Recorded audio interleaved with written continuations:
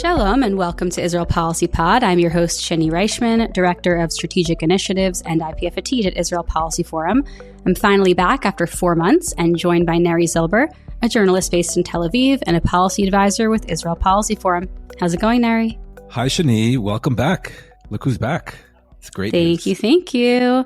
And after many months of taking a full hiatus from any news and any podcasts, I feel like I picked a really, really good week to step back into things because after about a year of kind of holding our breath for good news, we finally have some to report. We definitely do. I hope you made an exception for this podcast, Shanie, and that you were listening to it while you were hanging out with Aviv, your new daughter. Of course, anyway. I never missed one. Exactly. And yes, a lot of good, definitely good news from over here in Israel. We should say we're recording this 10:30 at night Tel Aviv time on Wednesday. So just a few hours ago, word came down that a ceasefire and hostage deal in Gaza was finalized, but not fully completed. And we'll get into the reasons why. But yeah, a deal has been done. It's all looking very positive. So I'm sure we'll get into all of that. And I think you'll agree with me, Shanie, that before we get into events in the Middle East, we should take a moment to send our thoughts and prayers to all our friends and listeners in Los Angeles who have been dealing with just a catastrophic natural disaster over the past week. So I've been watching it and thinking a lot about them over the past week. Yeah, we have a lot of friends in our Israel Policy Forum family who are out there in LA, and we're definitely thinking of you guys. We sure are. I know it needs to still be officially official, but let's jump right into this deal because we're finally given a reason to be hopeful. Why don't you tell us the contours of the deal specifically as far as we know and walk us through the different phases of it? So it's a complicated deal, believe me. I just spent the past couple of hours looking at the text and having to write an actual article about it.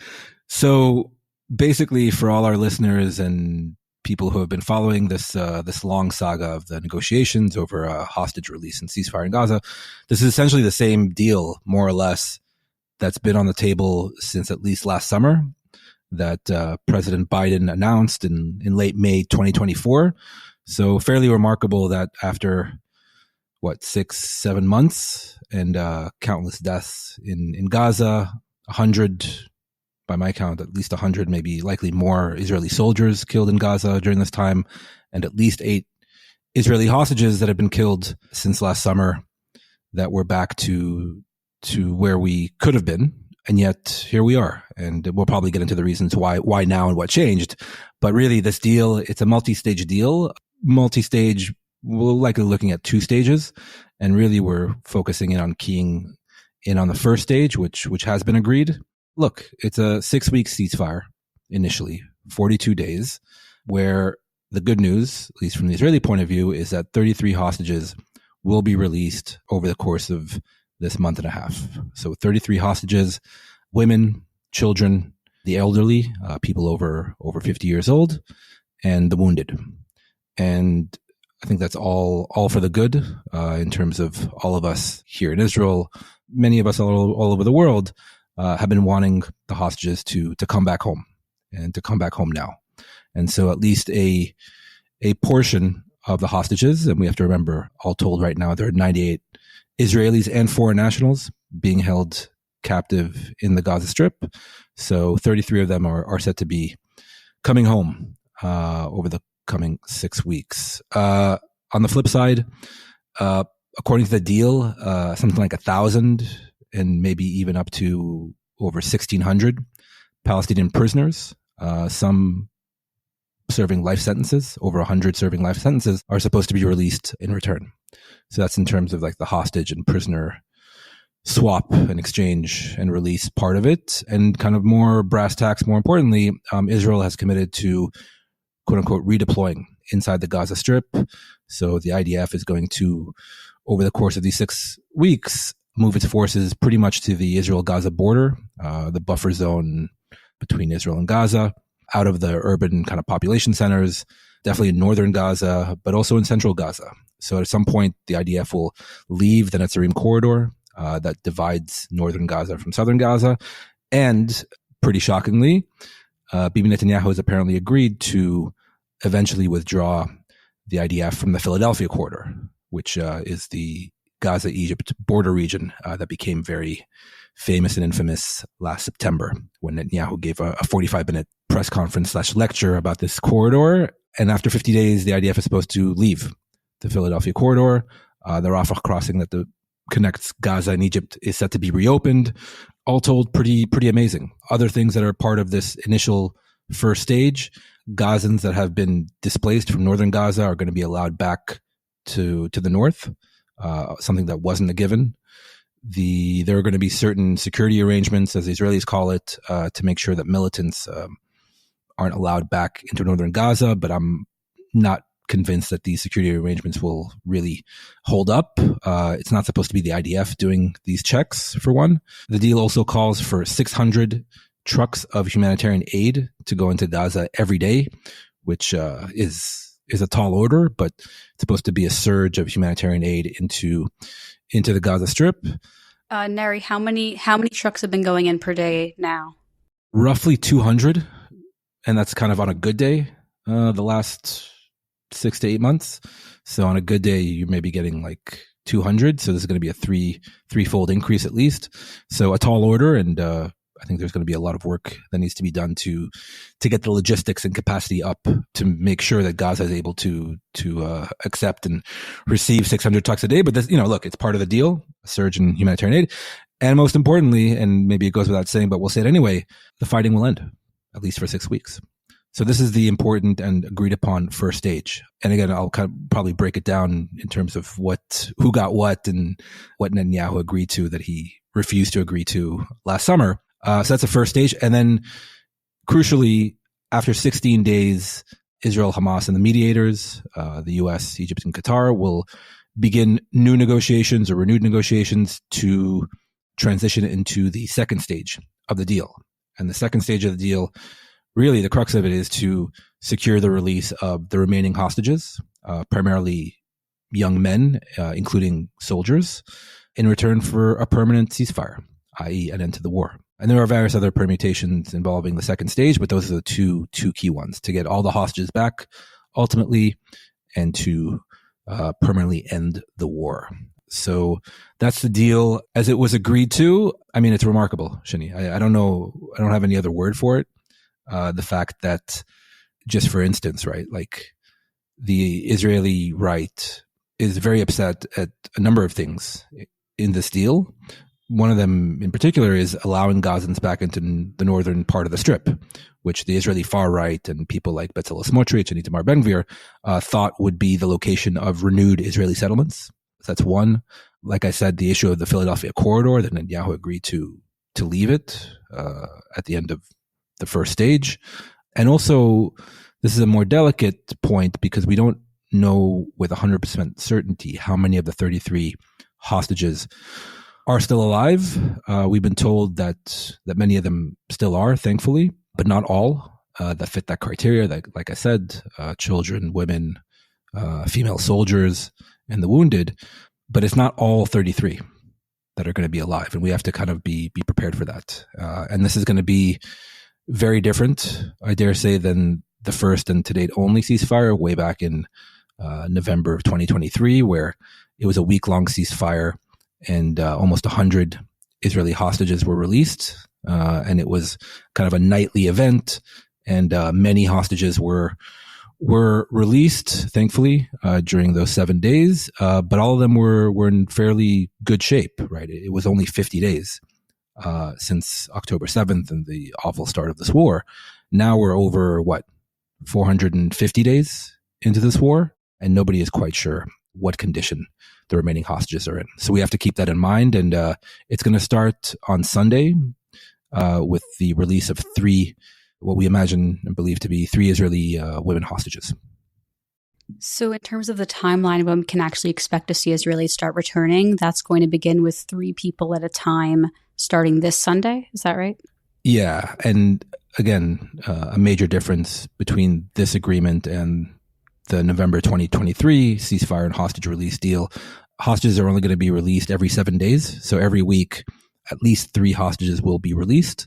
And importantly, and this is something I think that was that was added to the agreement in the last minute, but Israel demanded and got that the living hostages are going to be released first, and that the deceased hostages will be released at the end of the first stage, at the end of the first 6 weeks.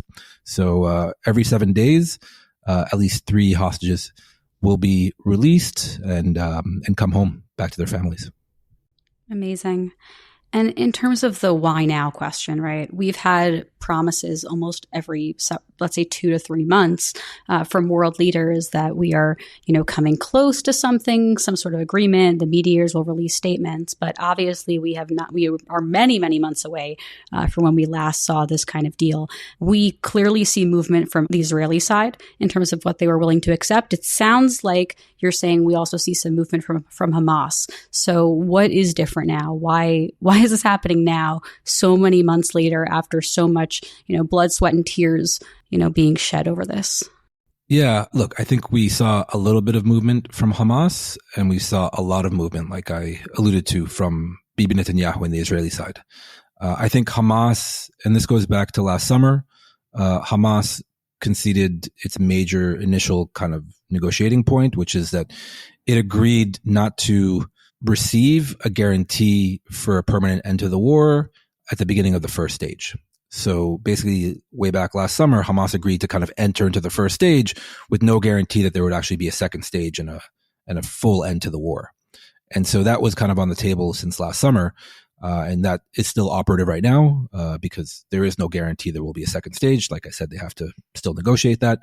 And the second thing that I think Hamas showed flexibility on was this list of 33 hostages that fit this criteria that I mentioned had to be updated because tragically some of the hostages that fit the criteria, as we know all too well, young women especially, were killed in the intervening months. So the list was updated, and I think Hamas allowed other hostages, primarily those considered wounded, to be included in this first stage. But again, we don't know how many for sure are still alive. So I think that's where Hamas showed some flexibility as far as it goes on its end for a vicious terrorist organization. On the Israeli side, I mean, where to begin? The fact that Netanyahu, for not even months, but even the last several weeks, I heard from various people that they were really trying to maximize the number of hostages that were going to be released during this first stage. Now, again, 33 hostages, unknown number alive, is nothing to sneeze at. I think it's important to get back everyone we can, but just on the terms that Netanyahu kind of laid out, it may be the number of live hostages coming out may be far lower than we are willing to consider right now. I'll leave it at that. And other things, like I said, the Philadelphia corridor, the fate of northern Gaza, allowing Palestinians back into northern Gaza, the fact that the whole issue of, look, it's a major IDF redeployment, essentially out of most of Gaza. That wasn't a given. And I think a lot of questions will need to be asked about if this is essentially the same deal that was on the table last summer and early fall. What was the point of not taking the deal back then? And there's no good answer to my mind other than, well, to get back to your initial question, Shanie, like why now? What changed? Look, the way I think about it, 4 individuals changed the situation. Donald Trump, Gideon Sa'ar, who's now the foreign minister, Yahya Sinwar, who's obviously no longer with us, and Hassan Nasrallah. And that's kind of my shorthand way of trying to make sense of what happened. And I think to start off with, the determinative major factor, obviously, Donald Trump. That Trump, especially through his envoy, Steve Witkoff, did apply pressure on Netanyahu to agree to this deal. I think Trump made it clear on the campaign trail, and especially after he won the election last November, he wanted to see a deal. And I think for him, he wanted to see it done by inauguration next week, so he could get up there and rightfully take credit for getting a deal done where his predecessor was not able to get it done in full. And so I think Trump really, really wanted this deal and put pressure on Netanyahu to come to terms. I think that's clear. And also, look, I don't know this for a fact, but we can speculate amongst friends, right, Shanie, amongst this podcast that I'll allow it. Just a few million people listen. Maybe Netanyahu himself wanted to give this deal as a gift to Trump and did not want to at least stop the war or pause the war and get this deal over the line before the U.S. election. Again, I don't know that for certainty. I'm just speculating, so nobody should quote me on that. So clearly, Trump had a major impact. We'll get into probably the criticisms about this deal later on, but the Israeli right is apoplectic because they're like, why didn't you wait until Trump was in office? And after he's in office, maybe he'll quote unquote unleash hell like he promised.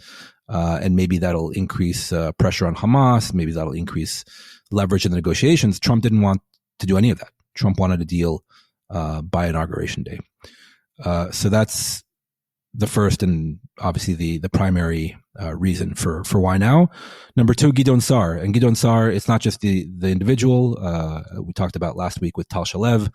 He defected from the opposition last fall. He gave Netanyahu 4 more seats in the Knesset, 4 more seats for the governing coalition.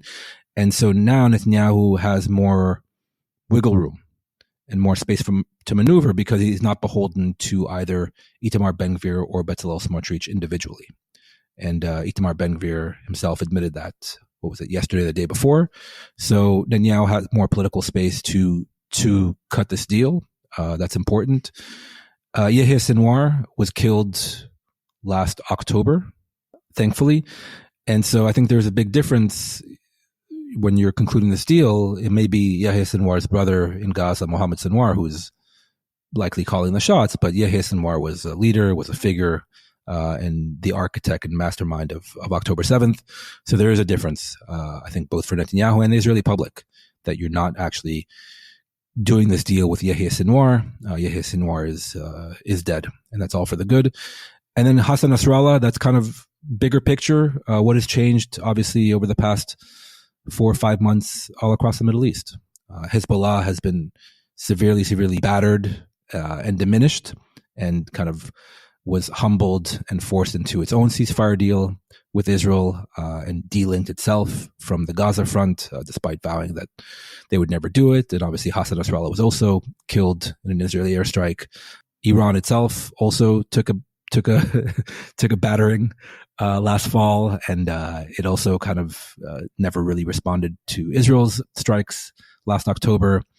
In Syria also, that was a nice bonus in December when Bashar al-Assad and his terrible regime were toppled.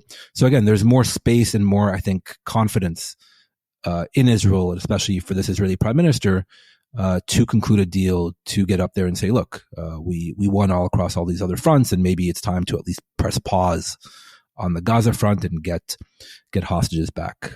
That's my best guess as to why now, Shanie, but it's still, like I said, it's still shocking. And I'm waiting for Netanyahu's press conference tomorrow. He'll have to get up there and explain to the Israeli public and really to his right-wing base why now, and why he's willing to at least pause the war short of total victory and what he's promised, the complete destruction of Hamas. And it gets into speculation, which we will speculate, I think, in a little bit, about will there actually be a second stage of the deal? Will there actually be a permanent ceasefire? Okay, we'll be right back after this brief message. Israel Policy Forum applauds the hostage and ceasefire agreement that will secure the release of 33 Israeli hostages from the clutches of Hamas captivity and return them home. At this pivotal moment that could mark the beginning of the end of the war, Israel Policy Forum experts are providing timely, trustworthy analysis. On the day the news of the agreement broke, we hosted Haaretz military correspondent Amos Harel for an emergency webinar on the emerging deal and its implications. A recording of the conversation is available now. In this week's Koplow column, Chief Policy Officer Michael Koplow unpacks the Israeli domestic politics surrounding the hostage deal. Links to these resources, along with our official statement on the deal, can be found in the show notes of this podcast. Be sure to follow us on Instagram, Twitter, and Blue Sky for ongoing analysis on breaking news developments. If you rely on Israel Policy Forum for credible, nuanced analysis, please make a gift today so that our work can continue to have an impact. Donate now at ipf.li/supportthepod or at the Support the Show link in the show notes. Let's talk about some of the criticisms of the deal. We already know why the far right in Israel is against the deal. Of course, this means limitations to their ability. means their resistance to the deal because they know this means they are less likely to be able to resettle northern Gaza. Talk a little bit more about that and who else is against the deal, because I know that there are some hostage families that have their own concerns about it, despite wanting to see their families come home. So for the Israeli right, it's not just the settlements, although that's not a minor point for them, obviously. It's a larger point about this war, right? That, and you hear it verbatim from the more kind of right-wing groups that represent families of fallen soldiers in this war, and also right-wing groups that represent a small number of hostages. That is true. It's a kind of a different group than the main hostage forum that we all kind of know from the media, that represent the vast majority of hostages. So those two groups, and regular Israelis that are on the right side of the spectrum, say, you promised us total victory, and we want to see Hamas completely eliminated, so that there is no future October 7th, there are no future hostages, and that you shouldn't stop the war, even at the cost of, well, not bringing back the hostages immediately.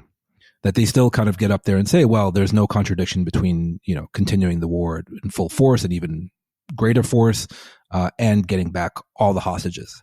They never quite explain how those two objectives will work in the real world, because it doesn't really work in the real world, as we've come to understand, especially in recent months. And that's their argument, that they want to continue the war. And for some, it has to do with the territorial dimension to resettle Gaza. And for others, they just don't want to see an end to the war, and Hamas perhaps left intact, very, very weakened and damaged. And we can maybe get into what Hamas looks like now going into the ceasefire. But it's both a strategic argument from the Israeli right and an ideological argument from the Israeli right, egged on and given kind of jet fuel by the Israeli prime minister, who's promised them this for 15 straight months. And so this is where the anger is coming from, that you hear publicly.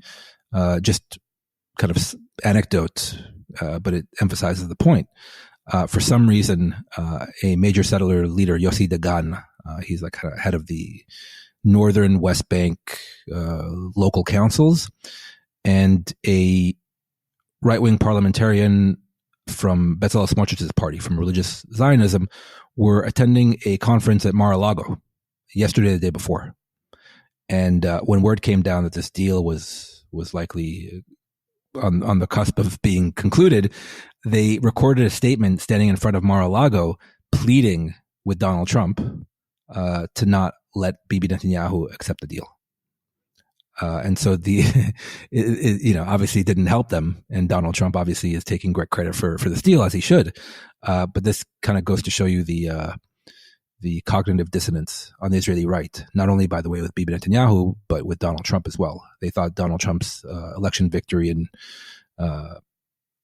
second term would usher in everything they could have ever hoped for with regard to the Gaza war, with regard to settlements in Gaza, potentially in future with West Bank settlements, and even before Trump has taken office.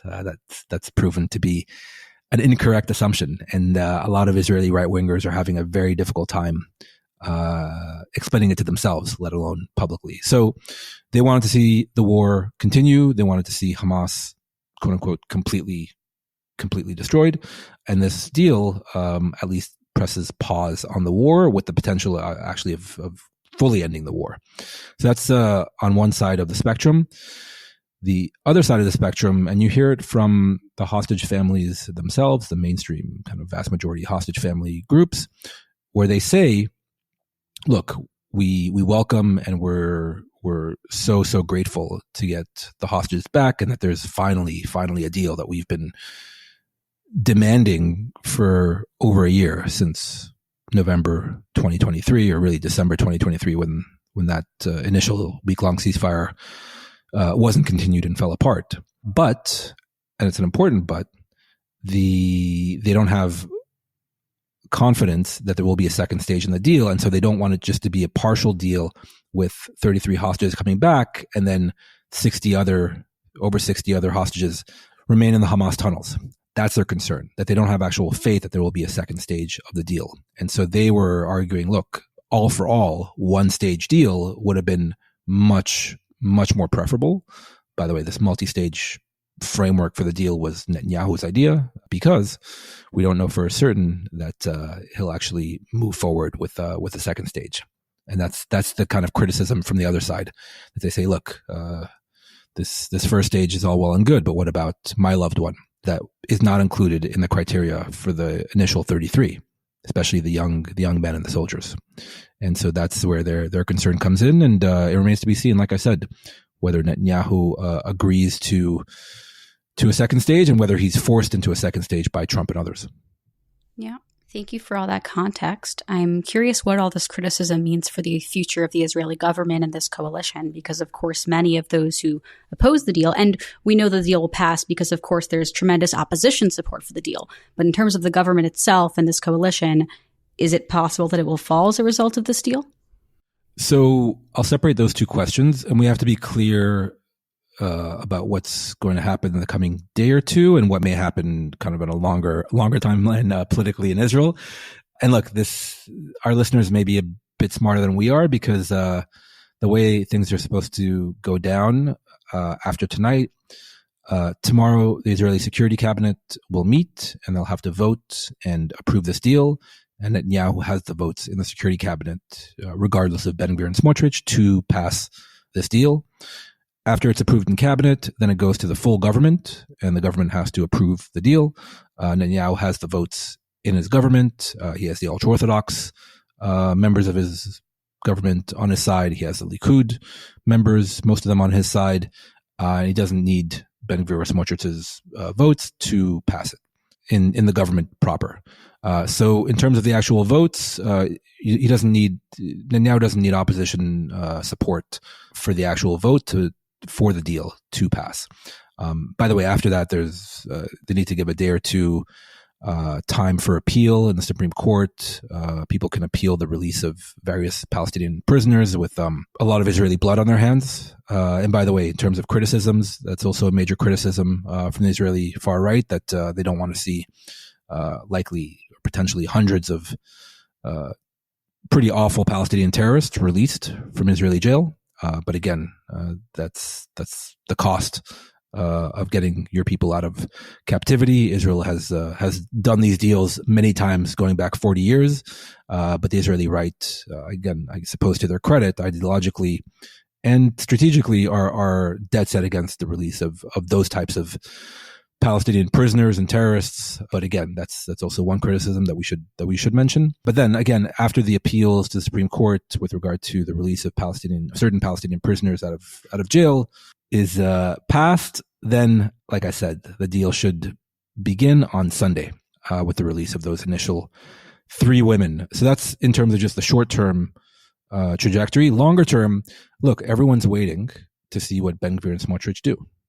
And you remember, even during your maternity leave, Shanie, I'm sure you still maybe got word of the fact that Ben Gvir and Smotrich consistently threatened to leave Netanyahu's government and to topple Netanyahu's government if he dared enter into this kind of deal, hostage and ceasefire deal. And last summer, it worked for Netanyahu. Again, for the reasons that I mentioned, his political situation was different. By the way, yesterday and the day before, Ben Gvir got up there publicly and said, yeah, I was the reason why there was no deal last year. I was the one who stopped the deal via my political leverage and my political pressure on the prime minister. So that's quite the brag. Yeah, and he got a lot of flack for it. By the way, I take him at his word when he says it. I believe that version of events more than what Netanyahu and, we have to say, the Biden administration has been trying to sell us for many months since last summer, that it's all on Hamas, that Hamas was the obstacle. I think this deal didn't get off the ground due to Israeli politics and really Netanyahu's own political calculations. Let's call it what it is.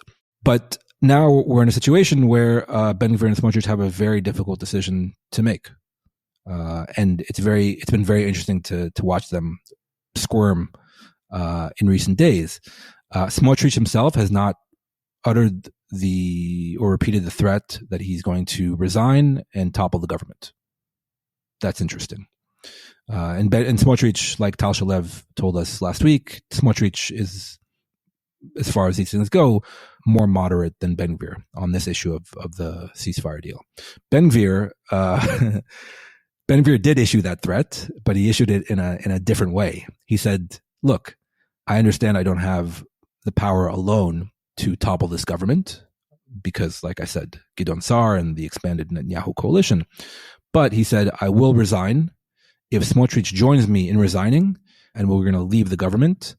And then Ben Gvir also said, by the way, when I'm in opposition, I won't work to actively topple the Netanyahu government, the coalition, which is also interesting. So basically, Ben Gvir is putting the onus on Smotrich to join him.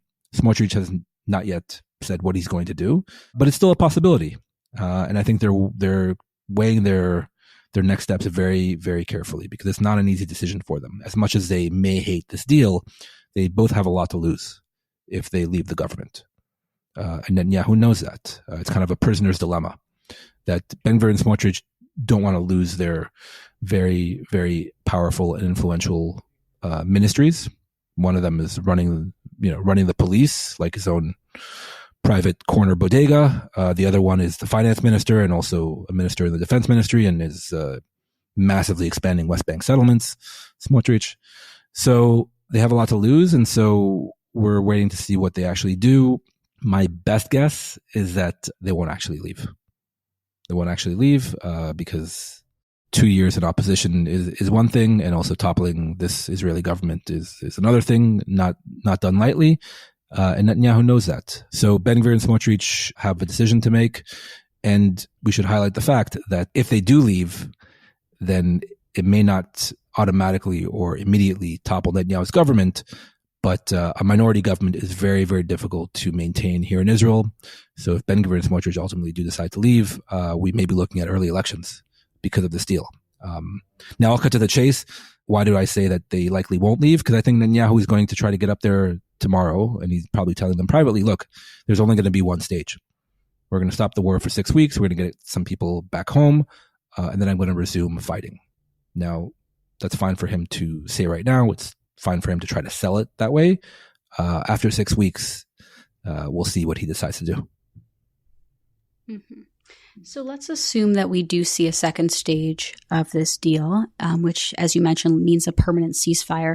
What does Gaza look like in that scenario? What does Hamas look like tomorrow if we have a deal? And what does it look like 6 weeks from now if the IDF leaves Gaza?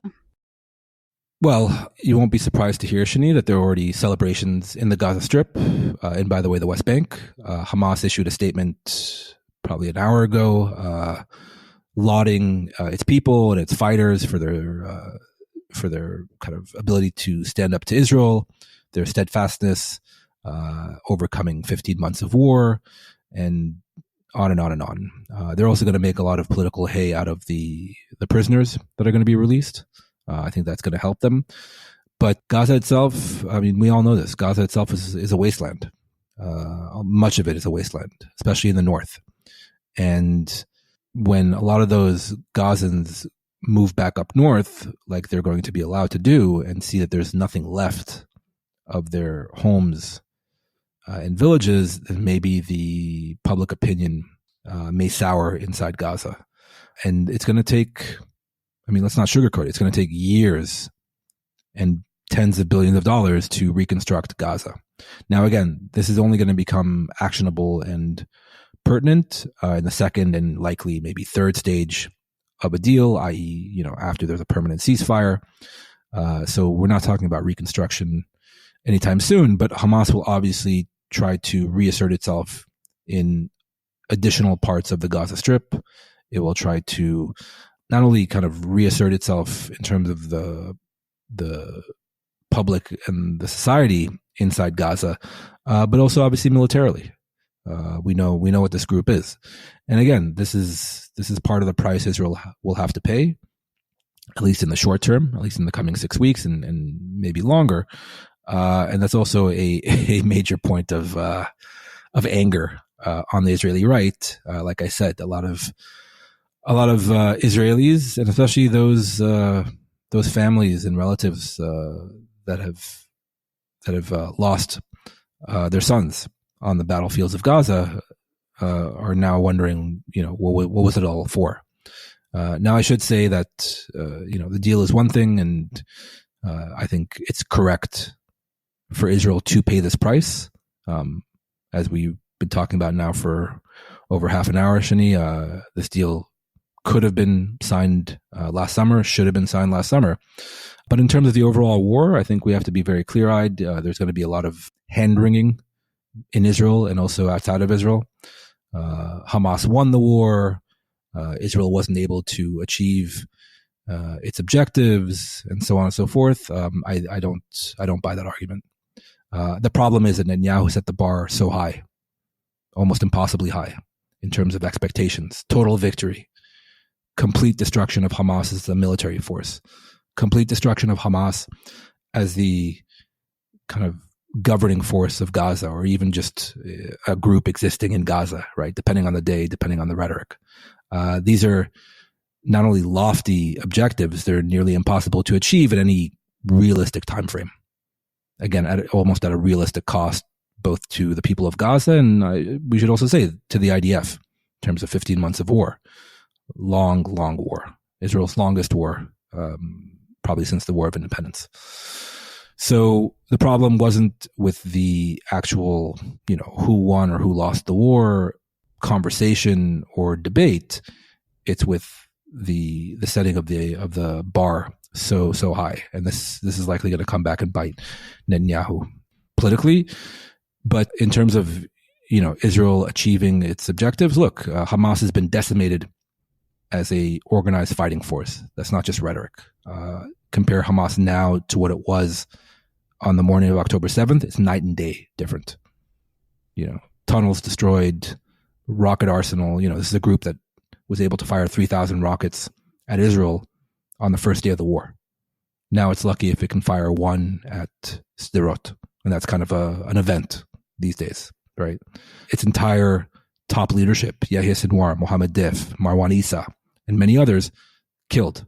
We heard Secretary of State Blinken yesterday give a speech at the Atlantic Council, and look, I agree with a lot of what he said. I can quibble with other parts of what he said, but he had a line there that said, Hamas has been able to replace much of its fighting force just through kind of recruitment on the ground over the course of this war. Now, I've heard that the actual figure is half. They were able to replace half of their fighting force, but that fighting force is very different now than it was on the morning of October 7th. There's a difference between handing an AK-47 to a 17-year-old in a tent encampment or a bombed out Gaza City to kind of patrol the area and maybe take pot shots at Israeli forces, but more likely just to kind of uphold Hamas control over the population, and a hardened, trained Nukba fighter commando that's able to kind of go head to head with IDF forces in southern Israel on October 7th. There's a big difference. So militarily, it's very different.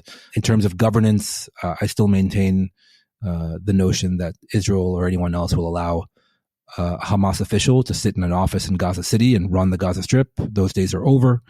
And so you're left really with the hostages. And, I think it's all for the good that Israel is able to get as many hostages and hopefully all the hostages back home. And that should be the primary war objective and should constitute a major part of total victory now, 15 months into this thing. Was that clear enough? I feel very strongly about this point, but I'm already anticipating the op-eds and the kind of conversations that you're going to hear once this deal is being enacted. Oh, Hamas won, Israel lost, and so on and so forth. No, I don't think we need to kind of indulge those kinds of arguments. And also we have to say too, the cost borne by the people of Gaza and the Gaza Strip just as a place, it'll take, like I said, years at least, and maybe a generation or two to come out of this for them.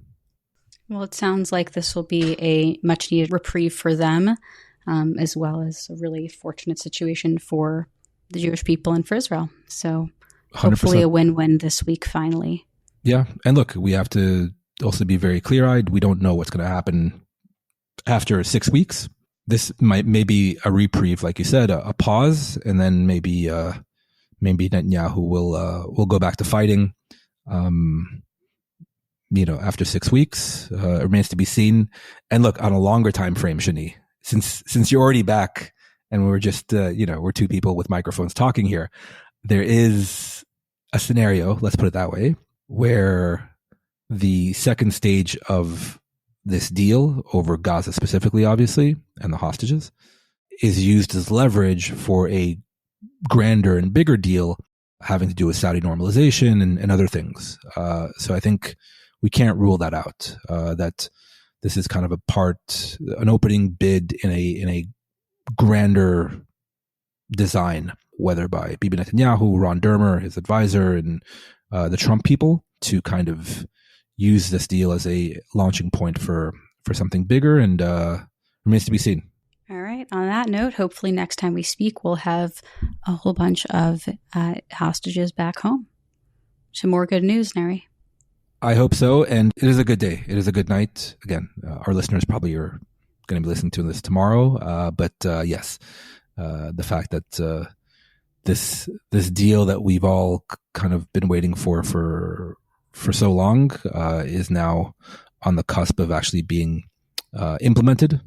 And again, it's been agreed to. It needs to be finalized, obviously, on the Israeli side, but will hopefully begin to be implemented on Sunday, and will be adhered to by both parties. It's all for the good, and I think we need to kind of enjoy it, but also, like I said, be very sober-minded about what it means, what it doesn't mean, and hopefully it will be extended.